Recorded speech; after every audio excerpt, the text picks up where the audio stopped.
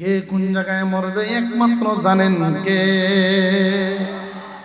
যদি নেককার হয় নেককারের মরণ আসানে, বদকারের মরণ হবে কষ্টে। মরতে হবে, ইমানদারও মরবে, কাফেরও মরবে। যে আল্লাহর কথায় চলে সেও মরবে, যে মনের কথায় চলে সেও মরবে। কিন্তু নেককারের মরণটা হবে এমন, মার কুল থেকে বাবার কুল, বাবার কুল থেকে মার কুলে একটা শিশুকে আনা নেওয়া করলে তার কাছে যেমন লাগে, দুনিয়ার সফর শেষ করে কবরের জগতে রওনা দিব, মরণটা এমনই। আরো জোরে করে সুবহানাল্লাহ। 500 ফেরেশতা যে জিবরাইল আজরাইল আলাইহিস সালাম পাঠাবেন, এই 500 ফেরেশতার কাজই হইল চাপ দিয়ে জান বের করা। ফেরেশতার কাজ চাপ দিয়ে জান বের করবে। চাপটা দেওয়া হবে ঠিকই, নেককারে বুঝবে না, বদকারে বুঝবে। নেককারে বুঝতো না কেন? আল্লাহর পক্ষ থেকে এমন একটা ব্যবস্থা করা হবে, যেই ব্যবস্থায় বান্দা টের পাবে না কখন জান বের হয়।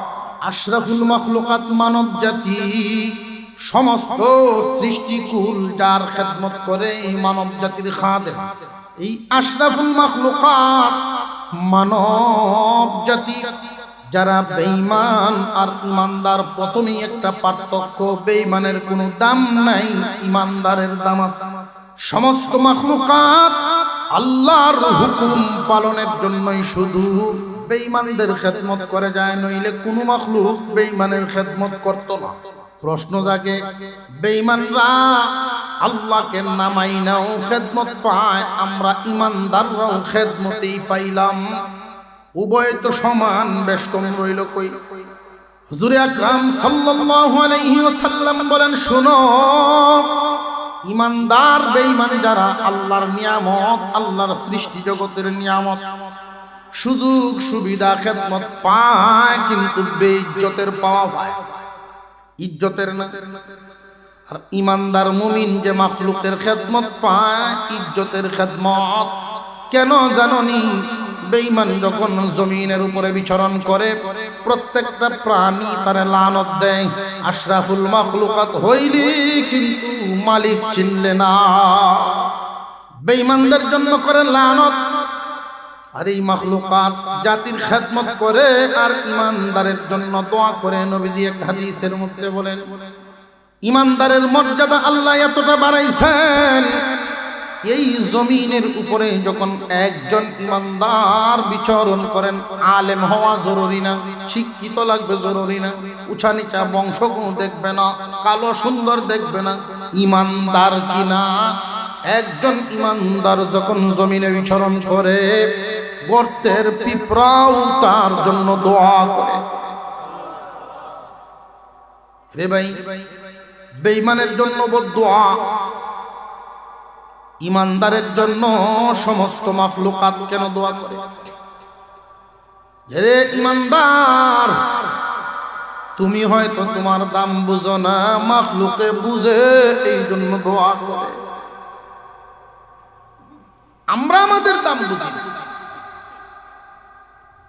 আমাদের এই বাংলাদেশে জাতীয় পাখির নাম কি? দুয়েল পাখি। এই দুয়েল কি জানেনি যে জাতীয় পাখি? যদি জানতো, যদি তার দাম সে বুঝতো, তাহলে আপনার আমার বাড়ির সিফাত, টিউবওয়েলের ভাড়া, ফসা ময়লা খেতে যে বাংলাদেশের জাতীয় পাখি, এটাই যদি সে বুঝতো, সংসদে জিতলই নয়। এই মুমিনের কত দাম, মুমিন যদি বুঝতো, বলে কম দামা কাজ মুমিনে করলো। আর একটু জোরে কর। মুমিনের দামটা মাখলুকে বুঝে, যে এই মুমিনরা একজনও জিন্দা থাকবে যতদিন, কিয়ামত হবে না ততদিন। আপনারা এভাবে জামনি মারছেন কেন? 2-3 জনে সুবহানাল্লাহ আলহামদুলিল্লাহ, বাকিরা যে মুখ জামনি স্টুট যে মিলাইছে খুলে না। সুবহানাল্লাহ আলহামদুলিল্লাহ কইলে লস না লাভ? আরো জোরে কোন লাভের কাম কেউ এত কম করে? একবার সুবহানাল্লাহ বললে আসমান আর জমিনের মাঝামাঝি ফাঁকা জায়গা নেকি দিয়া আল্লাহ ভরে দেন। জান্নাতে একটা গাছ লাগানো, এই গাছটা কি গাছ? গাছটা যে হইব এই অস্ত প্রায় সময় হয়, কি গাছটা হইব? আল্লাহ পাক যেই গাছটা ওই দিন লাগাবে, দুনিয়াতে তাসবিহ পড়বেন, জান্নাতে গাছ লাগানো। ওই গাছের শাখা প্রশাখা ডাল অসংখ্য গণিত হতে থাকে, এক একটা ডালের ছায়া হবে এত বেশি 100 বছরেও ঘোরা দৌড়ায় শেষ করতে হবে। তাসবিহ এত দাম। আমি যে বিষয়টা আলোচনা করতে চাচ্ছি, আল্লাহ পাক আমার তিলাওয়াতকৃত ছোট ছোট 2খানা আয়াত পড়েছি। মহান আল্লাহ বলেন, ইন্নাল আবরার লাফি নাঈম ওয়া ইন্নাল ফুজ্জার লাফি জাহিম। নেককার পুরস্কার পাবে আর বদকার সাজা পাবে। আল্লাহ পাক রব্বুল আলামিন মার গর্ভে আমাদেরকে পাঠাইছেন, মার গর্ভ হয়ে দুনিয়ায় আসলাম। এই দুনিয়ার জমিন কি আমাদের জন্য স্থায়ী না অস্থায়ী? এই অস্থায়ী জায়গা থেকে যখন বিদায় হয়ে যাব, কোথায় যাব, কোথায় গিয়া থাকবো, এই কথাটা মনে রাখতে হবে।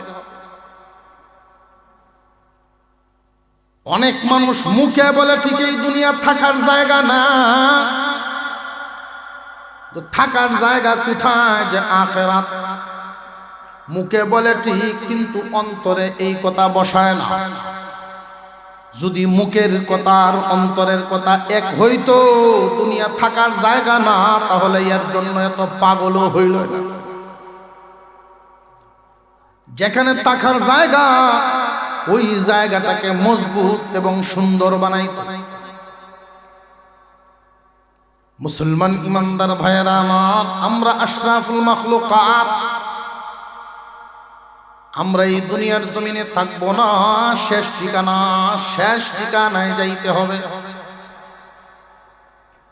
জান্নাত নামক জায়গায় পৌঁছা হলো আমাদের টার্গেট, ওইটাই হলো শেষ ঠিকানা। কেউ যাবে জান্নাতে আর কেউ যাবে জাহান্নামে। তবে জান্নাত আর জাহান্নামের বিষয়টা খুব ভালো করে বুঝবেন। এই দুনিয়াতে সবাই কি ইমানদার নাকি বেঈমানও আছে? মাখলুকাত ইমানদারের জন্য দোয়া করে, বেঈমানের জন্য দোয়া না লানত করে। এই দুনিয়ার জমিন থেকে জান্নাত পর্যন্ত যে আমরা যাব, মাঝখানে কিন্তু বিপদের গাঠি আছে জায়গায় জায়গায়। আল্লাহ বলেন, নেককারের জন্য পুরস্কার, বদকারের জন্য সাজা। প্রশ্ন হলো, কার জন্য পুরস্কার আর কার জন্য সাজা? কারা পুরস্কার পাবে, কারা সাজা পাবে? মাখলুকাত কাদের জন্য দোয়া করে? ইমানদারের জন্য, বদদোয়া করে বেঈমানের জন্য। তবে আয়াতের মধ্যে খুব ভালো করে লক্ষ্য করেন, ইন্নাল আবরার লাফি নাঈম ওয়া ইন্নাল ফুজ্জার লাফি জাহিম। আল্লাহ বলেন, যারা নেককার, নেক কাজ করনেওয়ালা, আল্লাহর কাছ থেকে পুরস্কার পাবে। আর যারা বদকার, বদকার মানে কি? ফুজ্জার কারা? দুই দল। আল্লাহর হুকুম মানলেওয়ালা নেককার, আল্লাহর হুকুম মানে না যারা, তারা হইল বদকার। মানে না কারা রে ভাই? এই বিষয়টা বুঝাই হইল আমাদের আজকের ওয়াজ। কারা আল্লাহর হুকুম মানে না? শুধু কি কাফেররাই? আল্লাহ স্বীকার করে ঠিক, কিন্তু হুকুম মানে না। এই জমিনের মধ্যে অনেক মানুষ ইমানদার বটে, মুসলমান পরিচয় দেয়, কিন্তু আল্লাহর হুকুম মানে না, আল্লাহর হুকুম মানে না। এমন আছে না নাই? হালত বুঝতে হবে। আমাদের সামনে বিপদের গাঁটি আছে, 4টা বিপদের গাঁটি। এমন কোন মানুষ নাই যেই মানুষ সেই বিপদের ঘাঁটি পাড়ি দিবে না। প্রত্যেকটা মানুষ এই 4টা বিপদের ঘাঁটি পাড়ি দিয়া তার গন্তব্যে পৌঁছবে, হয়তো জান্নাত নইলে জাহান্নাম। জান্নাত এবং জাহান্নাম যে যেখানেই যায়, এর আগে 4টা বিপদের ঘাঁটি পাড়ি দিতে হবে। 1 নম্বর ঘাঁটির নাম মালাকুল মউত। 2 নম্বর ঘাঁটির নাম হাসরের ময়দান, কবরের জগৎ। 2 নম্বর কবরের জগৎ, 3 নম্বরে হাসরের মাঠ, 4 নম্বরে ফুলসিরাত। সিরিয়ালটা আবার ক্লিয়ার করি। আমাদের সামনের যে বিপদ, মৌতের সাক্ষাৎ, মৌতের ঘাঁটি, এটা একটা মহা বিপদ। এই মৌতের ঘাঁটিটা পাড়ি দিয়া কবরের জগৎ স্টেশনে যেতে হবে। নেককারের জন্য মৌতের ঘাঁটি সহজ, বদকারের জন্য আযাব কঠিন। নেককারের জন্য কবরের জগৎটাও আরামের, বদকারের জন্য বড় কষ্টের। নেককারের জন্য হাসরের মাঠে আরামের ব্যবস্থা, বদকারের জন্য কষ্টের। নেককার ফুলসিরাত বিজলির আকারে পার হবে, বদকার কেটে জাহান্নামে পড়বে। এই যে 4টা বিপদের ঘাঁটির কথা বললাম, এখানে কিন্তু ইমানদার আর মুমিন মুসলমান শুধু পার্থক্য না, মরণ শুধু মুমিনের হইব না বেঈমানের? কবর জগতে শুধু ইমানদাররা যাইব নাকি কাফেরও? হাসরের ময়দানে যারা নবী রসুল, আল্লাহ রসুল মানছেন তারা দাঁড়াইবেন, যারা মানছেন না তারা দাঁড়াইতে না। ফুলসিরাত পাড়ি দিতে হবে, এই ঘোষণা শুধু মুমিনদের জন্য না, সবার মানব জাতি বলতে। মানুষের 4টা বিপদ, যেই বিপদ একটা গরুর নাই, যেই ঘাঁটির বিপদ কুকুরের নাই, অন্য কোনো মাখলুকাতে নাই। এই 4টা ঘাঁটি পাড়ি দিতে হবে আমাদেরকে। আমরা কি সুখে পার হইতাম নাকি দুঃখে পার হইতাম? আমরা একটু ঘুমের মধ্যে ভাবাই আসছে, ঘুমে ভাবাই আসছে।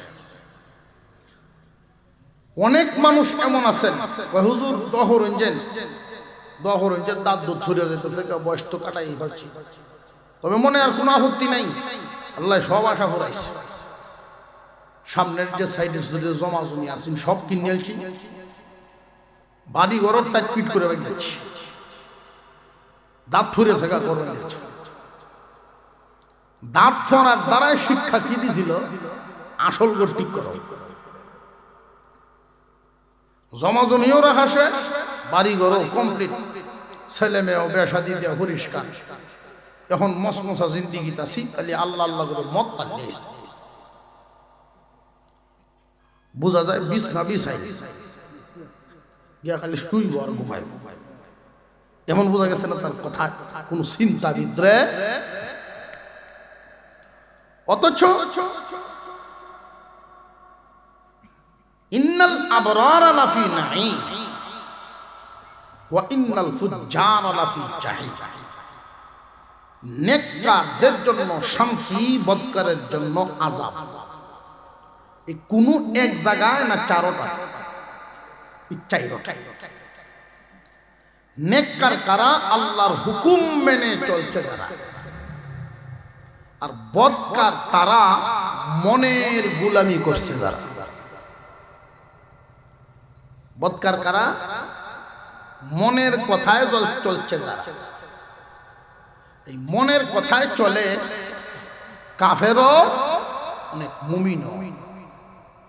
কাফেরও চলে, মুমিনও। অনেক মুমিন মুসলমান এমন আছেন আল্লাহকে মানে, পরকাল মানে, কিন্তু মনের কথায় চলে, আল্লাহর কথা মানে না। আছে না নাই? আপনারাই দেখেন, মন কয় ফজরের সময় শুয়ে তখন ভালো লাগে, আর আল্লাহর পক্ষ থেকে ঘোষণা, হাইয়া আলাস সালাহ, নামাজের দিকে আসো, হাইয়া আলাল ফালাহ, কামিয়াবির দিকে আসো। আসসালাতু খায়রুম মিনান নাওম, ঘুম থেকে নামাজ বলো, ঘুম থেকে নামাজ বলো। কিন্তু মনে কয় না ঘুম থেকে নামাজ ভালো না, নামাজ থেকে ঘুমে আরাম। আজানে কয় এক কথা, মনে কয় আরেক কথা। বেশিরভাগ মানুষই আল্লাহর কথা শুনে না, মানুষের মনের কথা, মনের গোলাম। কে নেককার কে বদকার মোটামুটি এটা নিজের বিবেকে বুঝে না। নেককার আমাদের চিনাতে হবে না, লম্বা সময় পার করব না।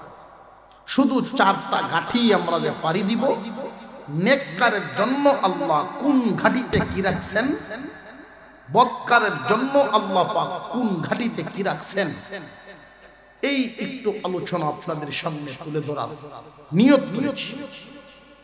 এই 4টা ঘাটির আলোচনা করে করে যতটুকু সময় যায়, এরপরে না হয় আমরা দোয়া করলাম। কতটুকু সময় দিতে রাজি আছি ইনশাআল্লাহ? কারা কারা রাজি আছে একটু হাত তুললে দেখতে হলে, মানুষের সংখ্যা আমি বুঝি। মাশাআল্লাহ, মাশাআল্লাহ, আলহামদুলিল্লাহ, হলো রাজি, হাত নামাই। কিন্তু আপনারা বস আর ভাবে আর যেমনে বইছেন তো বোঝা গেছে না যে এতক্ষণ ঠিক ভাই, নরম সরম হয়ে বইছে, দেখা যায় শক্ত আছে। মাঝখানে এই খুব লিখিতা তো বড় বড় এই যে মাঝখান থেকে উঠে গেছে ভাবলি। আমরা একটু জন্মে বইতাম পারি না, গরম যারা জায়গাটা সারণ যেতে এতটা ঠান্ডা, গরম জায়গা সারণ একটু জন্মে বইলে বসার পরিবেশটা সুন্দর হইলে রহমত নাজিল হয়। গায়ে গায়ে লাইগে বসা, কাছাকাছি বসা, একটু সামনের দিকে গায়ে আসে। লা ইলাহা ইল্লাল্লাহ, লা ইলাহা ইল্লাল্লাহ, লা ইলাহা ইল্লাল্লাহ, লা ইলাহা, লা ইলাহা ইল্লাল্লাহ, মুহাম্মাদুর রাসূলুল্লাহ।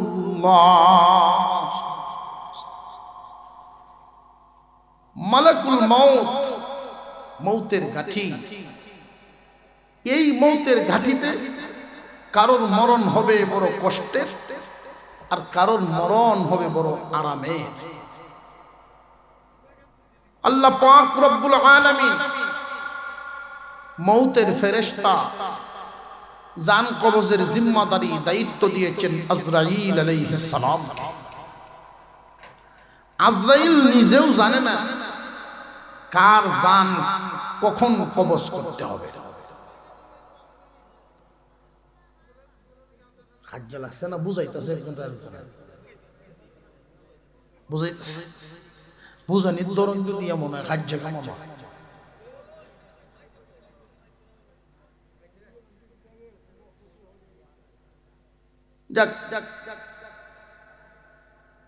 মৌত কার কোন সময় কখন হবে, কার জান কখন কবজ করতে হবে, যে মরব সেও জানে না, আর যে জান কবজ করব সেও জানে না।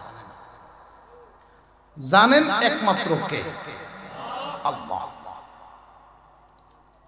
3টে বিষয় আল্লাহর পক্ষ থেকে নোটিশ জানাইয়া দেওয়া হয়।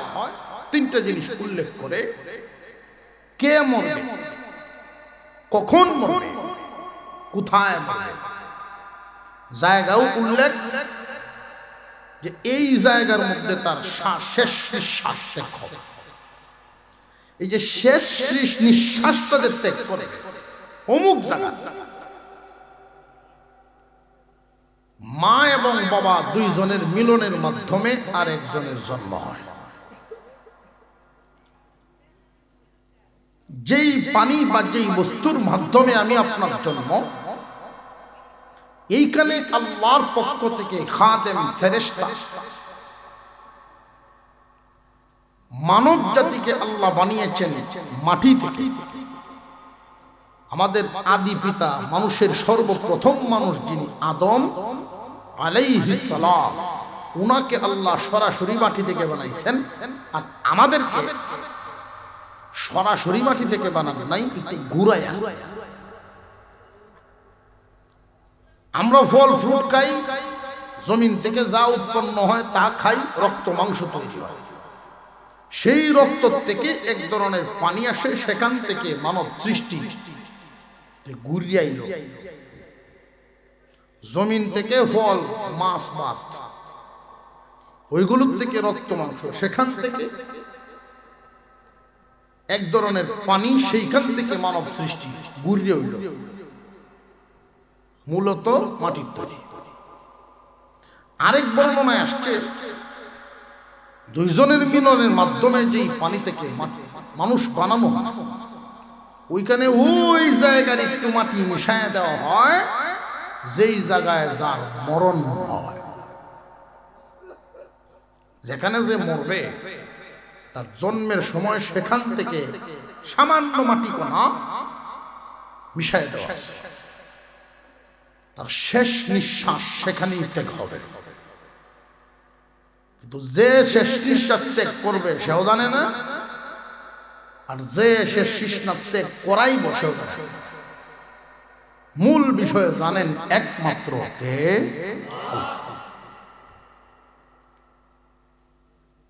যদি কারণ মরণ তাকে বিদেশ লেখা, আর উনি এমন এক রাজপুত্র, জীবনেও বিদেশ যাওয়ার প্রয়োজনই নাই, আল্লাহ তারে সেখানে নেওয়ার ব্যবস্থা করে দিবেন যেন আজরাইলে জান কবজ করতে পারে। আর নইলে তো দায়িত্ব লইয়া ফেরেশতা বিহুদ হবে। জায়গা, সময়, ব্যক্তি, এই তিনটা একসাথে মিলবে, জান কবজ হবে। যে হুজুর এই তিনটে একসাথে মিলবে বলতে, কারণ মরণ যদি লেখা থাকে মসজিদ, যে এই 1 ফুট জায়গা, 2 ফুট জায়গা, এই জায়গাটা আইলে মরব, তো অনেক মানুষের যদি দেখা যায় মরণ অমুক কানো লেখা, সুনামগঞ্জ ব্রিজের ময়মরুদ বিরাতারে পরামর্শ দে বাবা, বলেও কিন্তু ব্রিজের এমনি ব্রিজ থাকে, লাল শালুওয়ালা ভিড়ে কয়ে গেছে হেন গেলে তুই এখানে গেলেই মরবো না, মরার সময় লাগবো। বুঝলাম জায়গা জায়গা হইলে তো মরণ, সময়টা তো জায়গা, সময়, ব্যক্তি, তিনটা এক হয়ে গেল তার জান কবজ হয়ে যায়। এই জান যে কবজ হইব দুই ধরনের, নেককারের জান কবজ হবে একভাবে, বদকারের হয় আরেকভাবে। ইদ্রিস আলাইহিস সালাম আল্লাহ পাকের একজন নবী, নবীর গণের মর্যাদা কম না বেশি? আল্লাহু আকবার বলেন, আল্লাহু আকবার। নবীগণ আল্লাহর নির্বাচিত ব্যক্তি। আল্লাহ পাক জিবরাইল আমিনকে বলেন, যাও আমার ইদ্রিস পয়গম্বরের কাছে খবর পৌঁছায় দাও একটা সুসংবাদ। কি সুসংবাদ? ও জিবরাইল, আমার পয়গম্বর ইদ্রিসকে জানায়া দাও এই মুহূর্ত থেকে যত নেক কাজ করবে আমি ডাবল বদলা দিব। ও অর্থাৎ ইদ্রিস পয়গম্বরে যদি রোজা রাখে একটা, আমি আল্লাহ সওয়াব দেব 2টা। দান যদি করে 100 টাকা, আমি তারে সওয়াব দেব 200 টাকা। নামাজ পড়ব 1 ওয়াক্ত, সওয়াব পাইব 2 ওয়াক্ত। সবটা বল। কোন ব্যক্তি যদি কোনো চাকরি করে, সরকারি চাকরি যদি করে, যে 1 ঘন্টা ডিউটি করলে বেতন পাইতো 1000, 2 ঘন্টায় 2000। হঠাৎ যদি কোনো ফ্যাক্টরির মালিকে ঘোষণা দেন, এখন আর 1000 1 ঘন্টায় না, ডাবল বাড়ায়া দিলাম, ঘন্টায় 2000। কর্মচারীদের অন্তরে চাকরিতে সময় দেওয়ার লোভ আরো বাড়বনি না বাড়তো না? আগে যদি দিত 10 ঘন্টায় 10,000 কামাইতো, এখন মনে মনে কইব যে সুযোগ যেহেতু পাইছি, দিনে রাইতে কামাই। যারা দুনিয়া কামানোর লোভ অন্তরে রাখে, ওরা দুনিয়ার জন্য এইভাবে পাগল হবে, এটাই স্বাভাবিক। আর যারা আখিরাত বিশ্বাস করে, আখিরাতের ধনী হইতে চায়, তারাও সুযোগ খুঁজে কেমনে কি করলে আখিরাতে বেশি নেকি হওয়া যায়। আল্লাহর নবী ঘোষণা করেছেন, দোয়া শিখায় দিয়েছেন, কেউ যদি আমার উম্মত বাজারে গিয়ে একবার এই দোয়াটা পড়েন, তারে 20 লক্ষ নেকি দেওয়া হয়।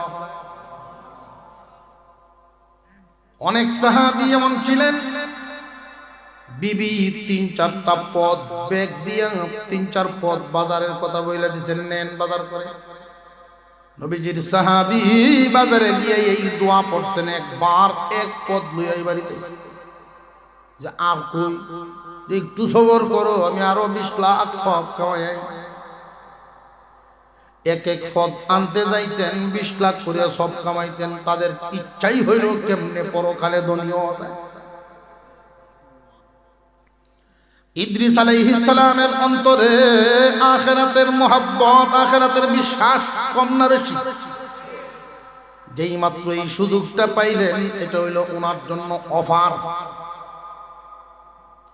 উনি শুই নাই, বলেন, ভাই জিবরাইল, আমার পক্ষ থেকে আল্লাহর কাছে দরখাস্ত করে আমার হায়াত একটু বাড়ানো যায় দেখেন।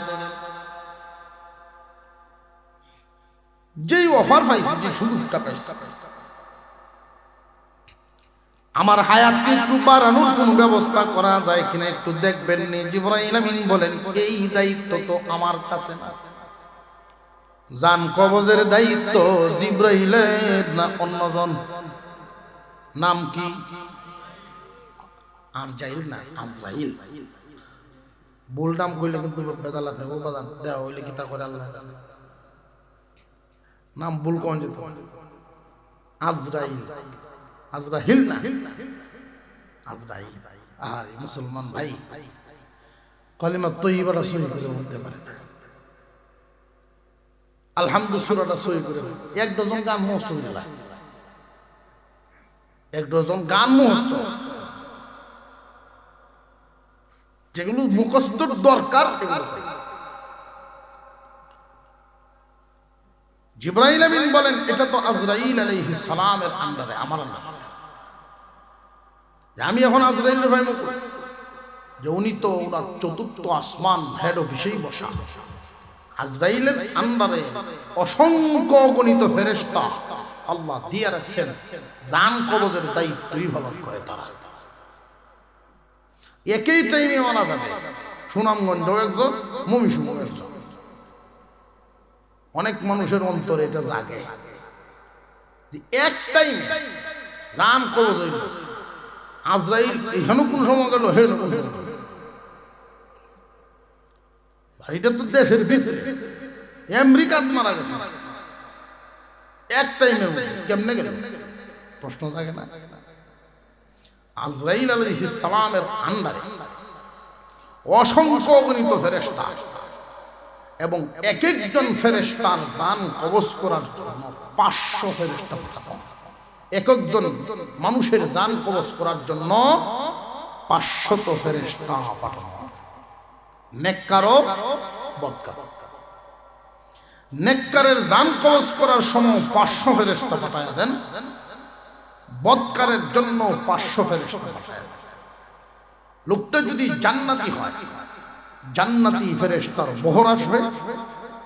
লোকটা যদি জাহান্নামী হয়, জাহান্নামী ফেরেশতার বহর আসবে। আল্লাহ যেন আমাদের জান্নাতি ফেরেশতাদের মুলাকাত নসিব করেন, বলুন আমিন। আরো জোরে বলেন আমিন।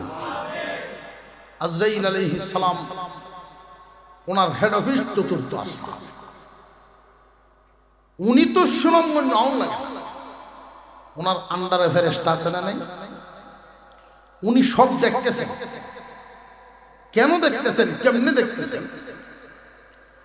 বড় বড় 4 জন ফেরেশতা আল্লাহ পাক বানাইছেন। জিবরাইল আলাইহিস সালাম, মিকাইল আলাইহিস সালাম, আজরাইল আলাইহিস সালাম, ইসরাফিল আলাইহিস সালাম। এই 4 জন ফেরেশতার মধ্যে মিকাইল আলাইহিস সালাম এত বিশাল আকারের, এক একজন 4 জনের যে কোনো একজন এত বিশাল দেহের অধিকারী। তাম দুনিয়ার পানি যদি একজনের মাথায় ঢেলে দেওয়া হয়, 1 ফোঁটা পানি নিচে পড়তো না, মাথা তো এক কেজি।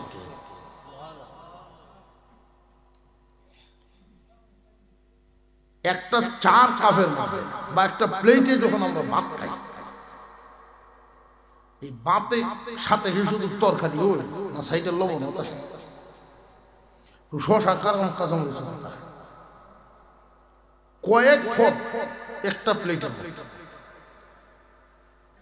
তরকারি লইয়া কাঁচামরিচ আনতে কি গাড়ি লাগে আমরা না? সব সামনে 1 ফুট থেকে আরেক ফুটের ধারো যাইতে কষ্ট আছে কোনো? এটা আমাদের নিয়ন্ত্রণ, ছোট প্লেট।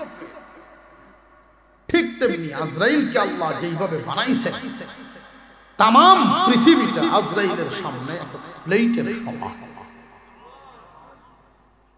সুতরাং আমেরিকায়ও, লন্ডনও, সুনামগঞ্জ কেন্দ্র, এইখান তো এলো যাইতে তার সময়। আর জান কবজ করে তো উনি নিজে না, আন্ডারে ফেরেশতা আছে। জান্নাতি হইলে জান্নাতি ফেরেশতা যাও, জাহান্নামী হইলে জাহান্নামী ফেরেশতা। যার যেই অবস্থা, এই 4 ঘাটিতে তার সেই অবস্থা। ইদ্রিস আলাইহিস সালাম দরখাস্ত দিলেন, আমারে লয়ে যান, চতুর্থ আসমানে তুললে দিন, কোন রকম হায়াত বাড়াই এইটা পাকার মধ্যে বসায়া রয়ে গেছে। তো অফিসে আইছেন, ভালো কথা, অফিসের সামনে বসেন, আমি ভিতরের হালত দেখি। আজরাইলের কাছে গিয়ে হালত যখন আলাপ আলোচনা হইল, সংক্ষিপ্ত আকারে বলি। আজরাইল আলাইহিস সালাম বলেন, ও ভাই জিবরাইল, কার মরণ কখন কোন সময় হবে আমি তো জানি না।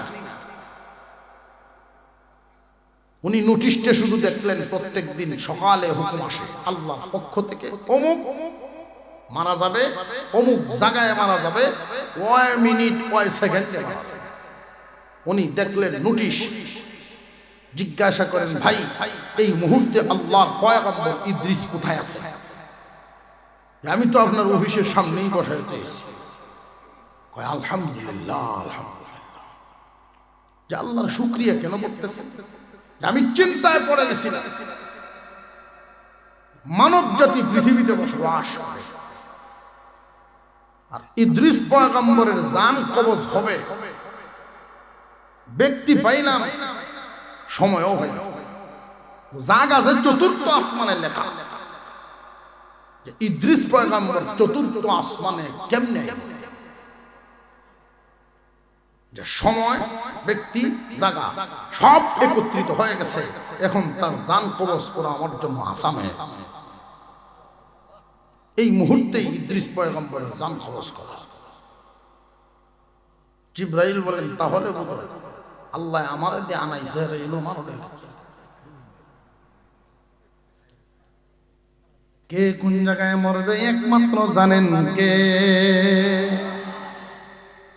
যদি নেককার হয়, নেককারের মরণ আসানে, বদকারের মরণ হবে কষ্টে। মরতে হবে, ইমানদারও মরবে, কাফেরও মরবে। যে আল্লাহর কথায় চলে সেও মরবে, যে মনের কথায় চলে সেও মরবে। কিন্তু নেককারের মরণটা হবে এমন,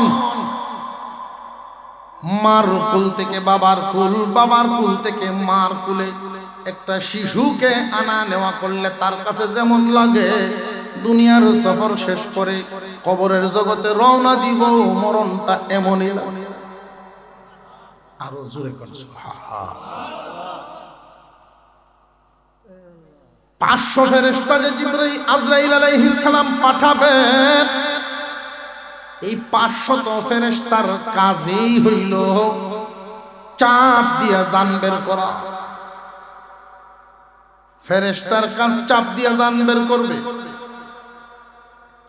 চাপটা দেওয়া হবে ঠিকই, নেককারে বুঝবে না, বদকারে বুঝবো। নেককারে বুঝতো না কেন? আল্লাহর পক্ষ থেকে এমন একটা ব্যবস্থা করা হবে, যেই ব্যবস্থায় বান্দা টের পাবে না কখন জান বের হয়। উদাহরণ দিলে সহজে, আরো সহজে বুঝবে। এই যে 4টা বিপদের ঘাটি, এই কথাটা তো বুঝতে পারছে। আল্লাহ মানুক আর না মানুক, মরণ তার লাগবে। আল্লাহ মানুক আর না মানুক, কবরের জগতে ঢুকতে তার হইব। আল্লাহ মানুক আর না মানুক, হাসরের মাঠে তার দ্বার হইতেই। আল্লাহ মানে আর না মানে, ফুল সিরাত পারি দিতেই হইবে। এবার জান্নাতে যাবার, জাহান্নামে যাবার, অর্থাৎ শেষ ঠিকানায় যদি যেতে হয় 4টা গাঠি পারি দিতে হয়। এই 4 গাঠির জন্য 4 জায়গায় ব্যবস্থাপনা 2 জাত, হয়তো সুখে নইলে দুঃখে। প্রশ্ন হলো বেশ কমটা কেমনে?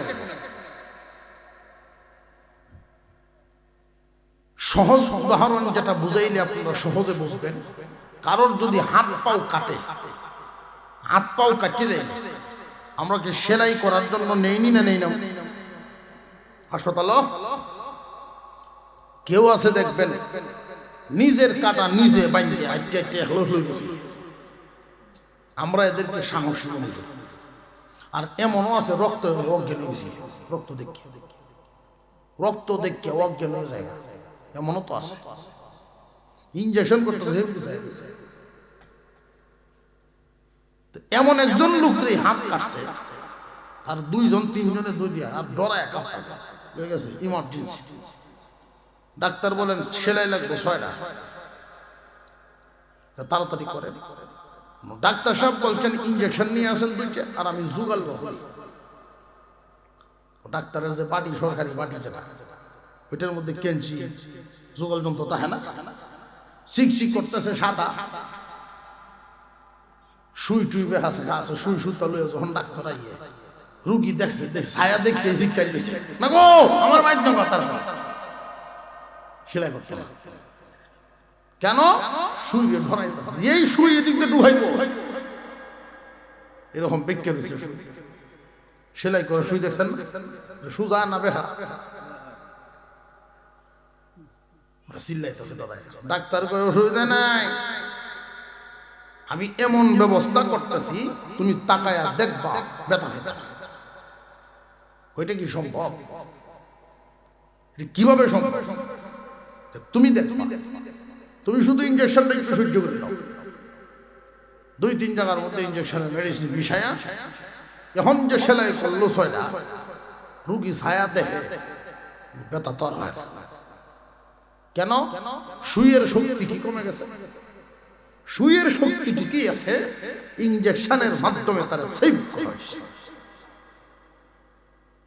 আজরাইলকে আল্লাহ যেই অর্ডার দিয়েছেন, তার যেই হুকুম সে পালন করবে, জান বের করা, তার দায়িত্ব সে পালন করবে ঠিকই। তো নেককারে টেরও হইব না, আর বদকারে টের হইব। এই টের ভাওয়া না ভাওয়ার অবস্থাটা কি? নেককারের মরণ হবে শিশু মার কুল থেকে বাবার কুল বদলাইলে যেমন লাগে এমন। আর বদকারে যেটা টের হইব, এটা কেমন? নবীজি বলেন জিন্দা প্রাণী যদি কেউ ছিলায় ফেলে, জিন্দা প্রাণীর চামড়া ঝুলাইলে যেমন কষ্ট হবে, এর চেয়ে দ্বিগুণ কষ্ট দিয়ে জন্মে। চামড়া, জিন্দা প্রাণীর চামড়া তো হুজুর ছিললে কি পরিমাণ কষ্ট দেওয়া, এটা আমরা কেমনে টের পাইতাম? যে নিজেরা যদি টের পাইতেই চান, কাজ কাম করলে দেখবেন আঙ্গুলে দৌড়ে নখের গড়ির মধ্যে উল্টা উল্টা বিসমিল্লাহ করে টান দিয়ে দেখেন কেমন লাগে। সারা শরীরের চামড়াটা চুলাইলে অবস্থা রাখে। আল্লাহর রাসূল বলেন দ্বিগুণ, দুইবার চামড়া উঠাইলে যেমন কষ্ট হবে, এর চাইতে বেশি কষ্ট দিয়ে জান বের করা হবে। বদকার কারা? শুধু কাফের যারা তারা না, মনের কথায় চলে যারা। নেককার বদকার শুধু আমি দুই কথাই বলবো, একদল চলে আল্লাহর হুকুমে, আর একদল চলে মনের হুকুমে। মনের গোলাম যারা, এই চারো গাঠি দিয়ে বিপদে পড়বে তারা। কাফের যে দোষা আমার ওই দোষা, কাফের আল্লাহকে মানে না, নামাজ পড়া তুমি মান্যও হলো, তার যে কাজ তোমার তো একই কাজ, বরং সে মানছেই না, তুমি তো মানলা, মান্যও তুমি ভালো করলা। একজন কাফের, তার কোনো বিধান নাই, তার তুতার যেই দশা, তুমি আল্লাহকে মানো, পরকাল মানো, তোমারও তুতাটি হইল না, তার আর তুমি বেশ কম করো। হালাল হারাম সে ঠিক করে না, তুমি মুসলমানও ঠিক রাখো না। তার কর্ম তার চলা, তোমার কর্ম তোমার চলা বেশ কম হইল। আপনার অসুবিধা হইতেছে কোনো? 8-2-4 মিনিট এইভাবে মৌতে পরেই কবরের জগৎ। একই গুরুস্থানে আপনারা 8 গ্রামের মানুষ, কবরস্থান আছে গ্রামে, সব মানুষ এক জায়গায় মৃত্যুমাটিও। সবাই কি নেককার বা সবাই বদকার এরকম কি? ভালো মন্দ প্রশ্ন জাগে একই জায়গায়, দুই অবস্থায় আল্লাহ কেমনে রাখবেন? জায়গায় একটা অবস্থা হইল নেককার বদকার। এই 8 গ্রাম কবরস্থানও নেককার রেও মারি দেওয়া হইলো, বদকার রেও মারি দেওয়া হইলো। একই জায়গায় মাটি দেওয়া হয়েছে। আমরা অনেক সময় না বোঝার কারণে মনে মনে কই উত্তর ভাড়ার মুখ জীবনে নষ্ট হচ্ছে না, এনে যেন শুয়াইছে। আমরা আব্বা যে হজ করে আইছে, হেবেটার কবরটা তার এনে মাটি দিছে, দেওয়া হচ্ছে কারবারটা মনে মনে উড়ায় তো পারে না। এমন আছে না নাই ভাই? বডিটা, মাটির দেহটা, এটাকে হেফাজত করা হয় শুধু দুর্গন্ধ যেন না ছড়ায়।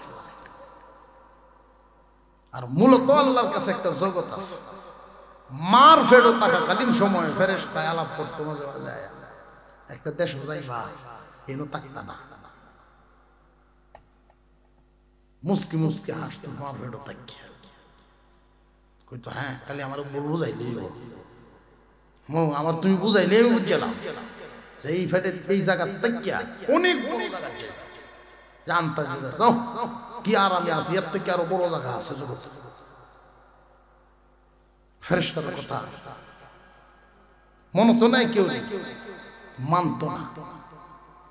মার পেটে আর পৃথিবীতে দুইটাই বেশ কম কি কম না? অনেক বেশি। আল্লাহ পাক কবরের জগৎ একটা বানায় রাখছেন। কেমনে রাখছেন, কোথায় রাখছেন, আল্লাহু আ'লাম। এই বিশ্বাস করে যারা ঈমানদার তারা, বিশ্বাস নাই যাদের ঈমানও নাই। যে তুমি একটা মানুষ, তোমার স্রষ্টার সবকিছুই তুমি বুঝে ফেলবা, তোমার এই যোগ্যতা দিয়ে স্রষ্টায় তোমার বানানো নাই। স্রষ্টার সবকিছু বুঝার যোগ্যতা তোমার নাই, বিশ্বাস করে ফেলো।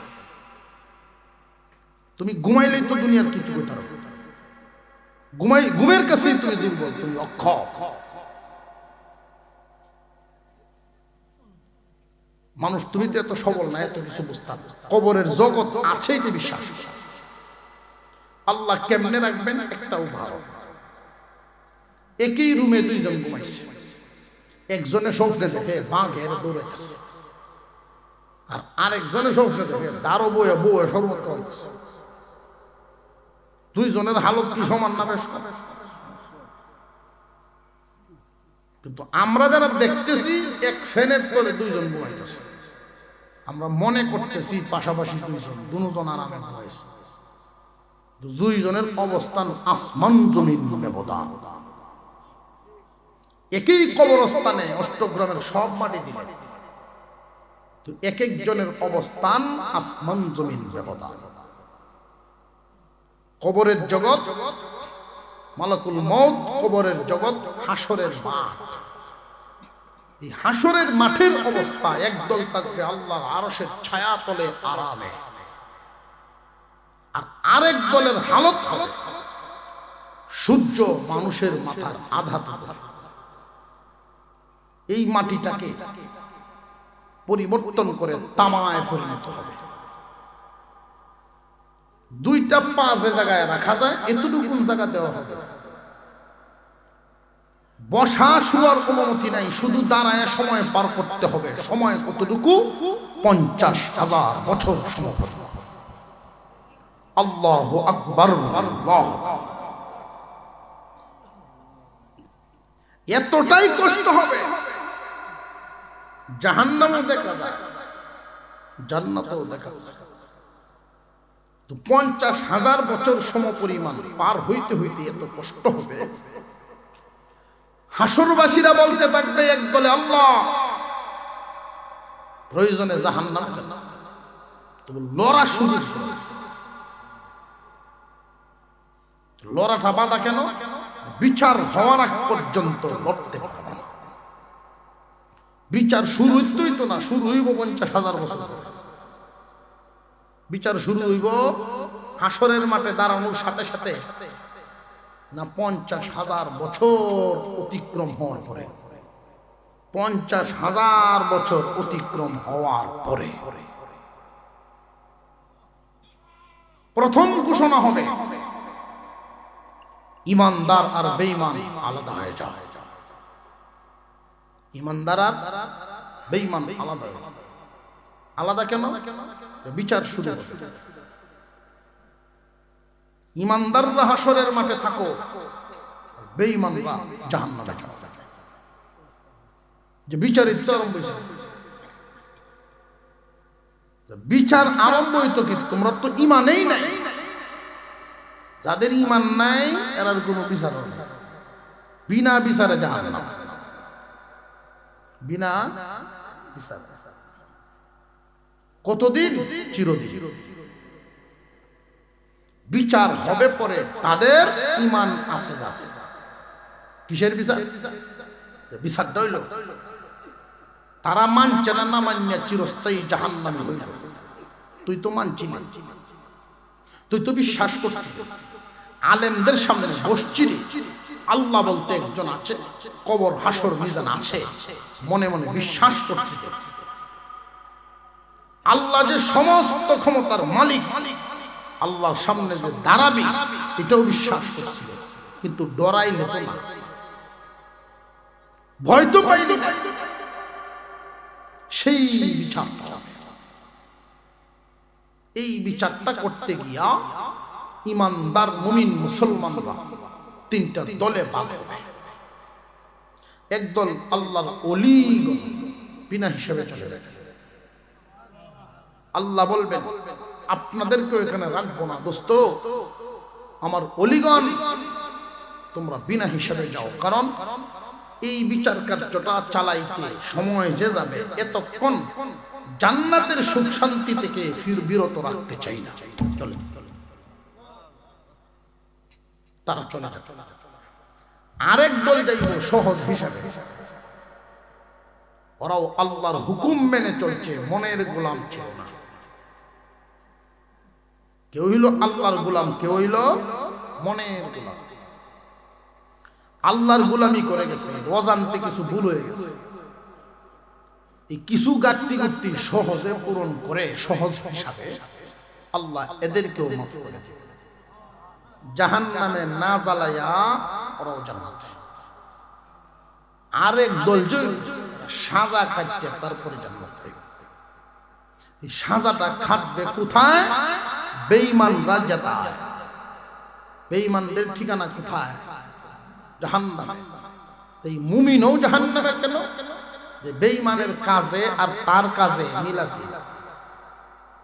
বেঈমানের কথায় আর ওর কথায়ও মিল আছে। বেঈমানের সুরত সিরত আর ওর সুরত সিরত চলাফেরায় মিল আছে। এমন আছে না নাই? সে তাকে যেখানো কেউ সাজা বুকবকে হইবা, তবে এ মুক্তি পাইব। মুক্তি পাইব কবে? যে সাজা কাটা হইলে। দুনিয়ার আদালত জেলখানা ব্যবস্থা দেখছেন না? এটা হলো ওই আখেরাতের নমুনা। দুনিয়াটা আখেরাতের নমুনা। ঈমান থাকার কারণে মুক্তি পাইছে। দুইজন অপরাধী জেলখানায় ঢুকলো। একটা রাষ্ট্র মানে ঠিক, আইন ভঙ্গ করার কারণে, আইন মানে আইনের প্রতি শ্রদ্ধা আছে, ভঙ্গ করার কারণে 1 বছর 2 বছর 3 বছরের সাজা হয়েছে। আর পাশে সাথে যেটাকে ঢুকছে এটা রাষ্ট্রই মানে না, রাষ্ট্রদ্রোহ। রাষ্ট্রদ্রোহ কোনো সময় জেলের বাইরে আইতো না, চিরদিনের ভিতরে থাকবো। আর এটা অন্যায় করছে ঠিক, রাষ্ট্রদ্রোহ মানে। আল্লাহর বিধান মানে আল্লাহ মানে, এই কারণেই মহান আল্লাহ এদেরকে মুক্তি দিবেন। তবে কখন? সাজা শেষ হবে। সাজা কি পরিমাণ? অপরাধ যে পরিমাণ। এই অপরাধের অবস্থাটা একটু বুঝাইয়া দেয়, শেষ আন্দাজ করবেন। নিজে নিজে বালিশ মাথা দিয়া হিসাব মিলাইবেন, বালিশে মাথা দিয়া হিসাব মিলাইবেন। কার পিছনে খাটাইলাম এই সমাজ? এক ওয়াক্ত নামাজ যারা ছাড়বে, 2,88,00,000 বছরে 1 হুকবা। এটা একটা পরিমাণ। 2,88,00,000 বছরে 1 হুকবা। এইরকম 80 হুকবা প্রতি ওয়াক্ত নামাজের জন্য সাজা। 1 ওয়াক্ত নামাজ সময় মতো পড়ে নাই, বিনা কারণে কাজা করছে, 2,88,00,000 বছর জাহান্নাম ভোগ করবে। জাহান্নামের সাজা। 2 ওয়াক্ত যদি হয়, 3 ওয়াক্ত যদি হয়, 4 ওয়াক্ত যদি হয়, আর যদি এমন পাবলিক থাকে ঈদের দিন খালি নামাজ হয়, নামাজই হয়। ঈদের দিন খালি নামাজ হয়। এর আল্লাহ কি হিসাব দিশাস বুঝছে। জাহান্নামের আগুনটা দুনিয়ার আগুনের চাইতে 1000 গুণ পাওয়ার। এই দুনিয়ার আগুনে হাতটা ধরে দেখবেন কেমন লাগে। দুনিয়ার আগুনটায় যদি 1 ঘন্টা 10 মিনিট ধরে রাখার শক্তি, ক্ষমতা, সাহস থাকে, তাহলে বান্দা গুনাহ করো। ওই আগুনে পুরার মতো যদি যোগ্যতা, ক্ষমতা, শক্তি, সামর্থ্য নিজের থাকে, গুনাহ করো, আগুন শক্তি আছে তোমার। আর যদি মনে করেন যে না, আগুন সহ্য করতে পারবো না, তাহলে যেই কারণে আগুন লেখা সামনে, ওই কারণটা, ওই কাজটা করো না। মানুষ সাপকে ভয় পায়, আযাবকে ভয় পায়, আগুনকে ভয় পায়। মৃত্যুর পরে যেই সাজার কারণে আগুন আছে, যেই গুনার কারণে আগুনে পুড়তে হবে, সাপের ছুবল খেতে হবে, দুনিয়াতে আমার বিচার রাসূল হাদিস বলে যে দুনিয়ার জমিনে ওই পাপটাকে তার কাছে সেই সাপের রূপ দেখার দাবিদার। বান্দার চোখে যেন ওই পাপটা, আল্লাহর হুকুম অমান্য করাটা সাপের নজর দেখে, আগুনের নজর দেখে, ওই রকম শাস্তির নজরে দেখে, তাহলে বান্দা পাপ থেকে বাঁচতে পারবে, এছাড়া বাঁচতে পারবে। পাপ করলে তো মজাই লাগে। এই মজার পিছনে যে একটা সাজা, একটা রূপ নিয়ে দাঁড়ায় আছে, সেই রূপটাকে চোখে বাসাও, অন্তরে জাগাবে, তাহলে যদি বাঁচতে পারবে। আল্লাহ পাক যেন আমাদেরকে চারো জায়গায় শান্তি সুখের ব্যবস্থা রাখেন, বলুন আমিন। তো হাসরের মাঠে একদল যাইব বিনা হিসাবে, আর একদল যাইব সহজ হিসাবে বলছিল, মনে আছে?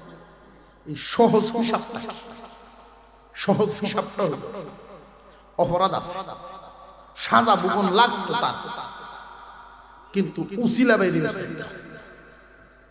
উসিলা বাচ্চা জাহান্নামে না গিয়েও জান্নাত পেয়েছে। উম্মতে মুহাম্মাদের জন্য উসিলা বেশি কাজ করে। উসিলাটা কি? যে নবীগণ চলে গেছেন, নবীওয়ালা কাজ রেখে গেছেন, নবীর রেখে যাওয়া ইলম, ইলমে দ্বীনের জিম্মাদার উলামায়ে কেরামের সঙ্গ দিয়েছে একদল মানুষ জান এবং মাল দিয়ে। জানও দিছে, মালও দিছে। যেই জায়গাটায় আমরা বসছি, যেই জায়গায় বয়ান করতেছি, এই জায়গার পিছনেই তো হইল মাদ্রাসা। এই জায়গাটা তো আর মাদ্রাসার পয়সার কিনে না, কোনো না কোনো ব্যক্তি আল্লাহ পাকের বান্দা দান করছে। নিজের বাড়িও বানাইলো না, বাগানও বানাইলো না, বানাইছে কার? নবীর বাগান বানাইল। আল্লাহ বলেন, বান্দা আমি রহমান, দয়ালু, দাতা, তো আমার গুণ তোমার ভিতরে। একদল মানুষ কোরআন পড়বে আর একদলে পড়াইবে, এর মাঝখানে আর একদল থাকবো পড়া পড়ানোর ব্যবস্থা করবে, সময় দিয়া, মাল দিয়া। এই যে মানুষগুলো হাসরের মাঠে যখন দাঁড়াবে, এইখান মাদ্রাসায় যারা পড়াশোনা করে বিদায় হয়, কোনো না কোনো জায়গায় খেদমত, মসজিদেও মাদ্রাসায় দিনের খেদমতে লাগতেছে, তারা গিয়ে আরো ছাত্র বানাইতেছে, তারা গিয়ে আরো ছাত্র বানাইতেছে। এভাবে সিলসিলা কিয়ামত পর্যন্ত চলছে। সাদকায়ে জারিয়ার গাছ লাগায় দিলেন হাসরের মাঠে। এই মানুষগুলো আপনাদের উসিলা হয়ে দাঁড়াবে, সুপারিশ করে, আল্লাহ অষ্টগ্রামে থাকতাম, তারপরও খায়া করতাম। আজকে দেখা যায় তার 1 কোটি বছর সাজা হয়ে গেছে, মাফ করে দাও। এই যে সহজ হিসাবে মাফ পাবে যারা, ওই দলটা কারা? ওই দলটা হইল তারা কোরআন পড়ানোর মাঝখানে খেদমতের জন্য আগায় আসতো যারা। আল্লাহ পাক যেন আমাদের সারা জীবন কোরআন হাদিসের খেদমতের মধ্যে লাগায় রাখেন, বলেন আমিন। এই পর্যন্ত উলামায়ে কেরাম যারা কথা বলছেন, প্রত্যেকেই আপনাদের সামনে পেশ করেছেন এই চাহিদা।